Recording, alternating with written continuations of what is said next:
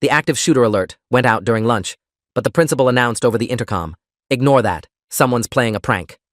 The cafeteria went silent for exactly 3 seconds when the alert hit every phone simultaneously. I remember that silence like a physical presence, heavy and electric, the kind that makes your ears ring. Then Principal Douglas Whitmore's voice crackled through the intercom speakers mounted in the ceiling corners, casual and almost annoyed, like we'd interrupted his lunch. "Attention students and staff. Please ignore that alert. Someone's playing a prank. Continue with your lunch period." The collective exhale of 400 students filled the room. Nervous laughter rippled across tables. My best friend Jalen looked at me and shrugged, stabbing his fork back into his mashed potatoes. But I didn't move. My phone was still in my hand, the emergency alert glowing on the screen, and something in my chest had turned to ice. I'd heard a sound 30 seconds before that alert went out. A sound from the east corridor that I'd dismissed as a locker slamming. I know now it wasn't a locker. It was the first shot. I'd been a junior at Westbrook Regional High School for almost 3 years by that point, and like most kids who'd grown up in that building since freshman year, I'd learned to trust the adults who ran the place. Principal Whitmore had been there longer than anyone could remember, a fixture of the community with his silver hair and his motivational posters and his firm handshake at every graduation ceremony.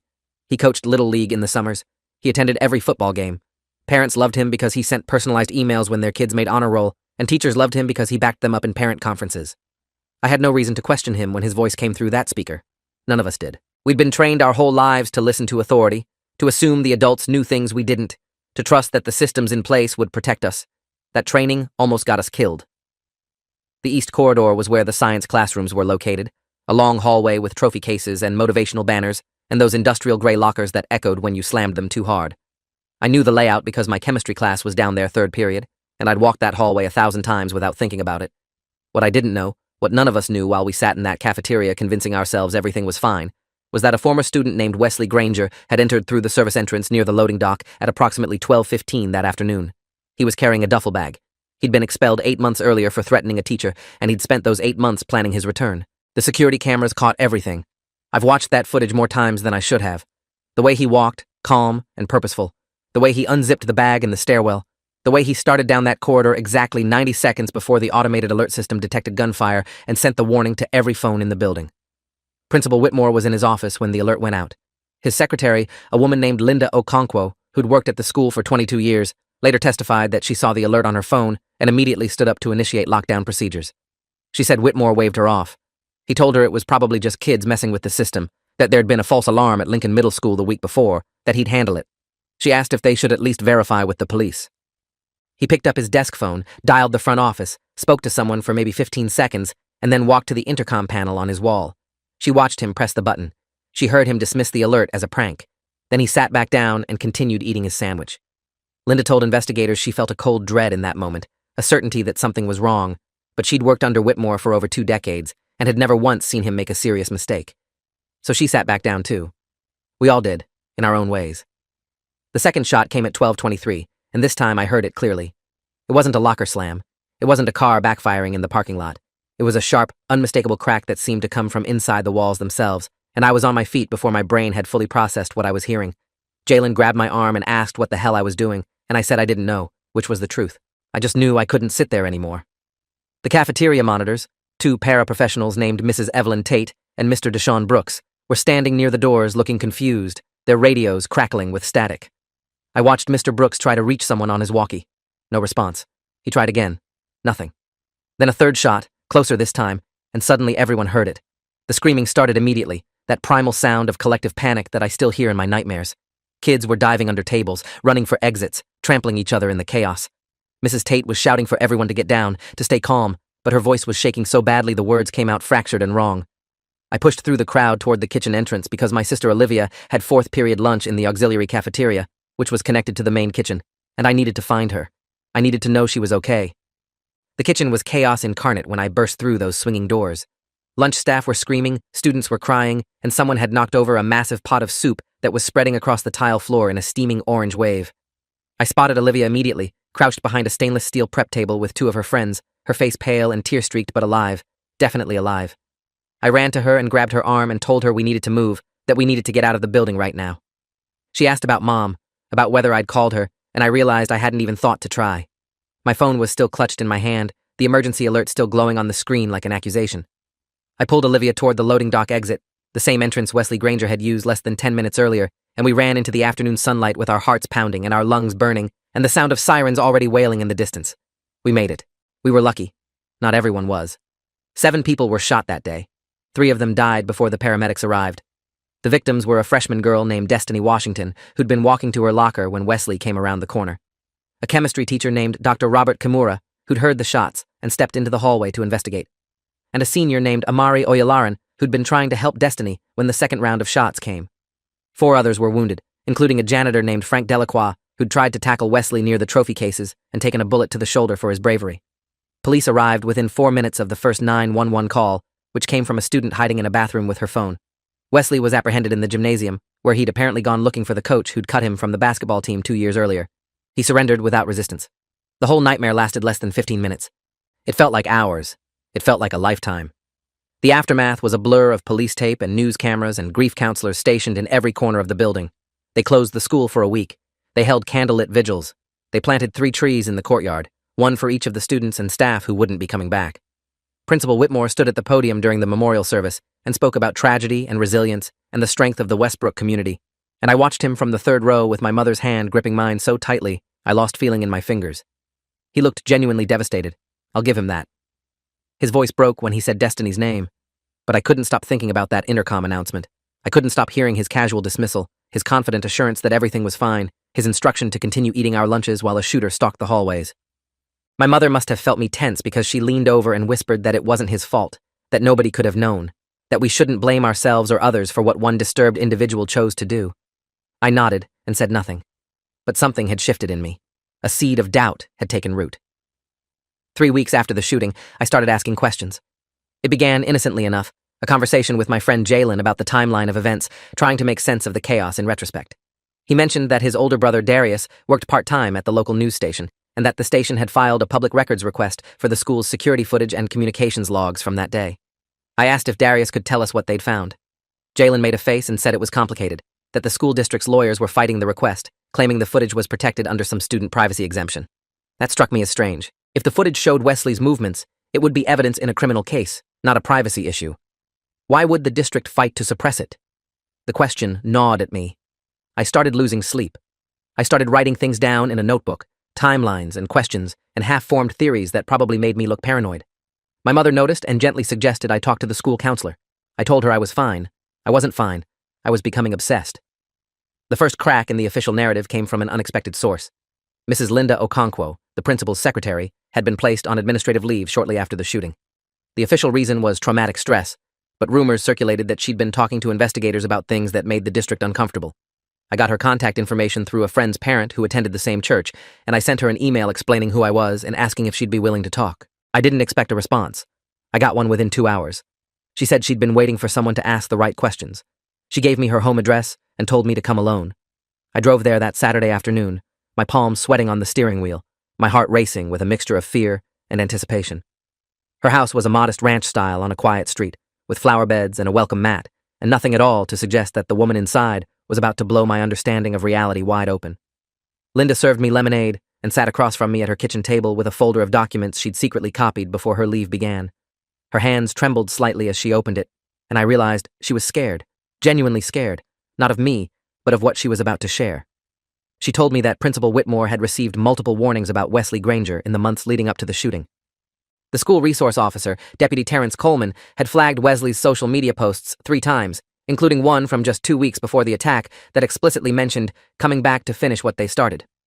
Deputy Coleman had submitted formal written reports to Whitmore's office each time. Linda showed me copies of those reports. They'd been marked, reviewed and filed in Whitmore's handwriting. No action had been taken, no parents had been notified, no authorities had been called. Whitmore had decided, apparently on his own authority, that Wesley was just venting, and that involving law enforcement would ruin a young man's future over words. The words didn't stay words. 3 people were dead because of that decision.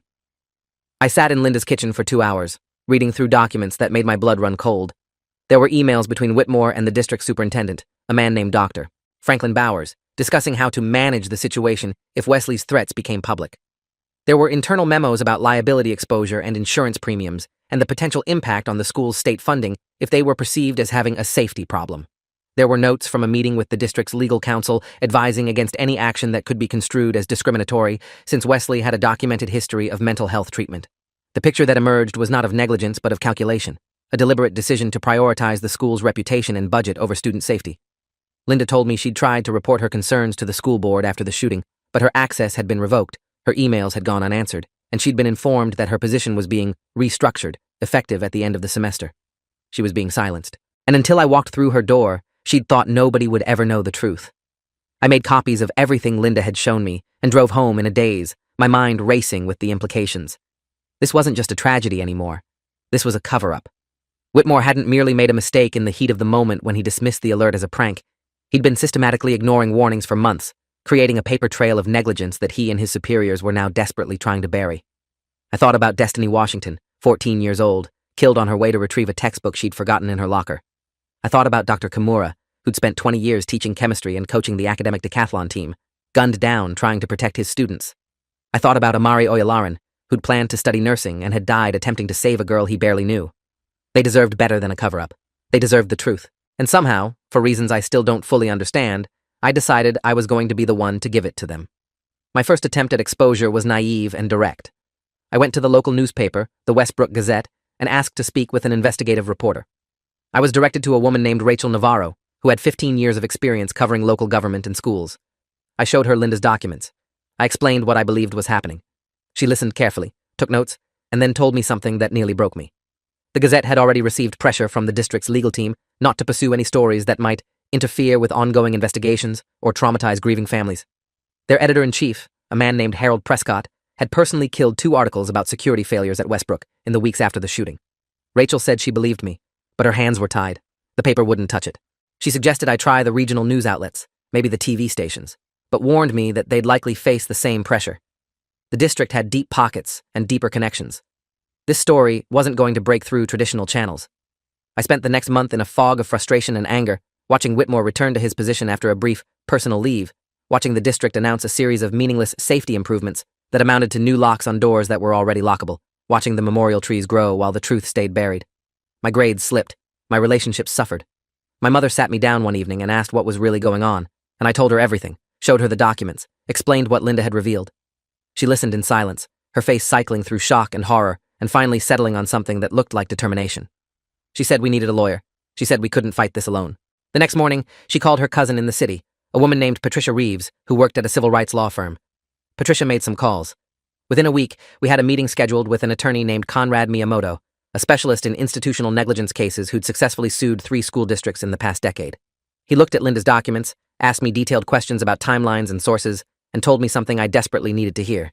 He said we had a case. He said he'd take it. The lawsuit was filed on a Thursday afternoon in late October, exactly 4 months after the shooting. The named defendants were Principal Douglas Whitmore, Superintendent Franklin Bowers, and the Westbrook Regional School District. The allegations included negligence, failure to act on credible threats, violation of mandatory reporting requirements, and wrongful death on behalf of the victims' families, who'd agreed to join the suit after Conrad's team contacted them with the evidence. The filing was immediately picked up by regional news outlets, then national ones. Suddenly, the story that the Gazette had refused to print was everywhere. Whitmore issued a statement through the district's communications office calling the lawsuit baseless and an insult to the memory of those we lost. Bowers declined to comment pending litigation. The school board held an emergency closed session meeting that lasted 6 hours. I watched it all unfold from my living room, refreshing news sites on my laptop while my mother made phone calls and my sister studied for a test she could barely focus on. The machine was finally starting to move. Discovery in a civil lawsuit is a brutal process, and Conrad Miyamoto wielded it like a surgical instrument. Subpoenas went out for emails, text messages, meeting notes, security footage, incident reports, personnel files, and every scrap of documentation the district had tried to hide. The district's lawyers fought every request, claiming privilege and privacy and procedural objections that delayed things for weeks at a time. But slowly, inexorably, the evidence emerged. We learned that Deputy Terrence Coleman had confronted Whitmore directly about Wesley's threats and been told to stop creating paperwork that makes us look bad. We learned that the automated alert system had been set up to notify Whitmore's phone first, giving him 60 seconds to override false alarms before the building-wide notification went out, and that he'd used that override function 3 times in the previous school year to suppress alerts he deemed unnecessary.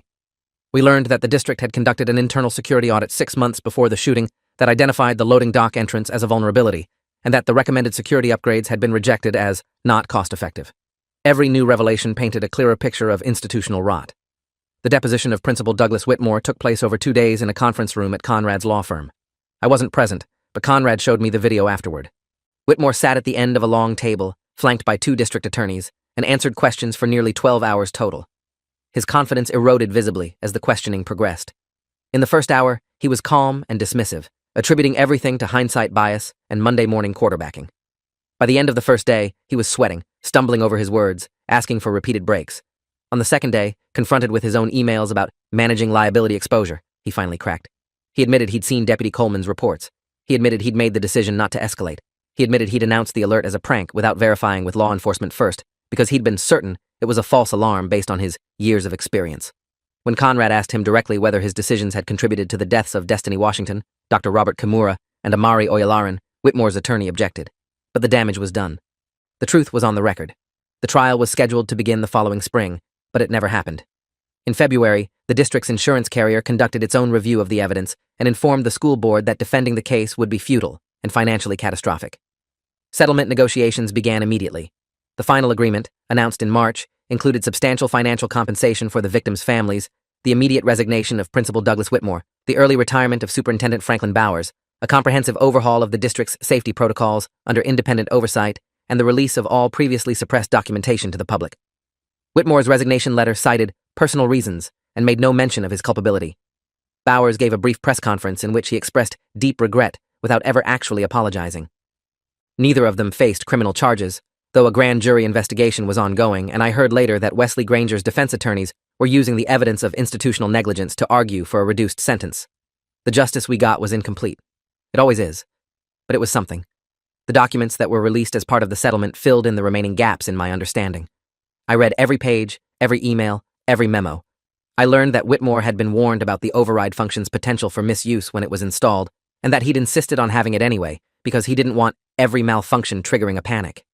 I learned that the district had received federal grant money for security improvements that had been quietly redirected to athletic facility upgrades. I learned that Linda Okonkwo had filed an internal complaint about Whitmore's handling of the Wesley situation 3 weeks before the shooting, and that her complaint had been forwarded directly to Whitmore himself, who'd marked it, "No action required." I learned that my mother had been right, in a way, that nobody could have known exactly what would happen on that day. But I also learned that plenty of people could have known the risk was real, and they'd chosen not to act. They'd chosen to prioritize comfort over vigilance, reputation over responsibility, budgets over lives, and 3 people had paid the ultimate price for that choice. 1 year after the shooting, the families of the victims held a private memorial service at the community center downtown. I was invited because of my role in exposing the truth, and I went with my mother and Olivia, not sure what to expect or how I'd be received. Destiny Washington's mother approached me during the reception afterward. Her name was Gloria, and she had the same bright eyes and warm smile I'd seen in photos of her daughter. She took my hands in hers and thanked me for not letting them sweep it under the rug. She said Destiny would have liked me, that she'd been the kind of girl who always stood up for what was right, even when it was hard. I didn't know what to say. I told her I was sorry, that I wished I'd done more, that I wished I'd acted sooner. She shook her head and said I'd done exactly what needed to be done, exactly when it needed to be done. Then she hugged me, and I felt something break loose in my chest that had been stuck there since that day in the cafeteria, that frozen knot of helplessness and rage and survivor's guilt that had been driving me for months. I cried for the first time since the shooting. I cried for Destiny and Dr. Kimura and Amari. I cried for everyone who'd been failed by the people supposed to protect them. And when the tears finally stopped, I felt something I hadn't felt in a long time. I felt hope. I graduated from Westbrook Regional High School the following June, walking across a stage in the same gymnasium where Wesley Granger had been apprehended, receiving a diploma from a new principal named Dr. Christine Ibarra, who'd been brought in from outside the district specifically to rebuild trust. The ceremony was bittersweet. 3 chairs sat empty in the section reserved for seniors, draped in the school colors, honoring the classmates who should have been there but weren't. Amari's empty chair was near the front, where he would have sat alphabetically, a reminder of everything that had been stolen from us. But there was also something different in the air that day, a sense of genuine change that went beyond the cosmetic. The new security protocols were actually being implemented. The oversight board was actually meeting. The parents who'd been stonewalled for years were actually being heard. It wasn't enough to undo what had happened. Nothing would ever be enough for that. But it was a start. It was proof that the truth, once exposed, could force even the most entrenched institutions to change. That mattered. It still matters. I'm in college now, studying journalism at a university 3 states away from Westbrook. I tell people I chose this path because I want to find and tell important stories, which is true. But the deeper truth is, that I'm still processing what happened, still trying to understand how so many smart, well-meaning people could fail so completely, still trying to figure out my own role in a tragedy that will define my generation. I think about that day constantly. The silence after the alert, the crackle of Whitmore's voice on the intercom, the sound of shots that I mistook for slamming lockers, the fear in my sister's eyes when I found her in the kitchen, the warmth of Gloria Washington's hands when she thanked me for fighting for her daughter's memory. These moments are part of me now, woven into the fabric of who I am and who I'm becoming. I carry them with me not as burdens, but as responsibilities, reminders of what happens when good people stay silent and bad decisions go unchallenged. Principal Whitmore told us to ignore the alert. He said someone was playing a prank. I believed him for maybe 3 minutes. Those 3 minutes haunt me still. But they also taught me something I'll never forget. Authority is not the same as accuracy. Trust must be earned, not assumed. And sometimes the most dangerous thing you can do is exactly what you're told. Thanks for watching till the end. Make sure to subscribe and like to not miss the next story.